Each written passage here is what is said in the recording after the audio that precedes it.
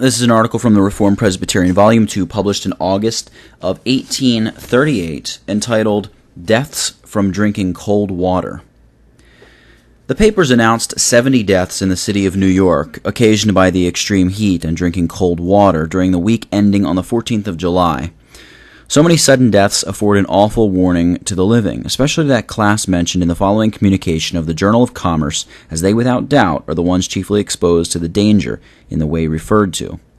We give the article as containing facts that ought to be known and appreciated by all, particularly by the intemperate.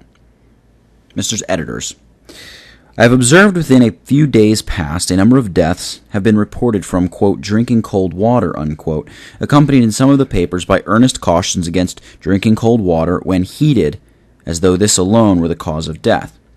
These reports and cautions, there is reason to fear, have had a tendency to influence many to use ardent spirits in the water they drink in the present hot weather, more than one instance of which had fallen under my observation. And with the view of preventing such imprudence, it is fit that the facts of the case should be understood. The instances of sudden death from drinking cold water almost universally occur among intemperate foreigners or others who indulge habitually in the use of spirituous liquors. Such persons, after creating a thirst by the use of ardent spirits which rum will not allay, go to a pump or spring of water and drink to satiate this morbid thirst, which is more owing to their intemperance than to labor and heat combined.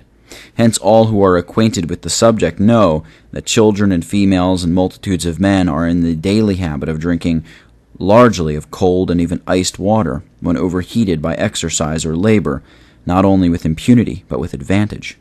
And facts will show that this is the case with all who abstain entirely from intoxicating drinks. Nor can an instance be produced of either dangerous or fatal symptoms following the use of cold water in warm weather in persons of sound constitution and temperate habits. The stomach may indeed be impaired in its vitality by disease to an extent analogous to the morbid condition resulting from habitual intemperance, but in such examples only does drinking cold water in warm weather produce either disease or death. Let no one then be induced to mingle brandy or other spirituous liquor with the water with the view of escaping the mischievous result deprecated by using water alone, else they may acquire the predisposition to suffer from this cause by the very means they employ to prevent it. The effect of cold water thus suddenly applied to the stomach is supposed to be a paralysis extending from that organ to the heart, and hence a powerful stimulant properly administered is the usual remedy. And opium, capsicum, camphor, ammonia, and the like very generally succeed if given immediately in suitable quantities, even in intemperate persons, the stimulus being more powerful than those to which the stomach has been accustomed.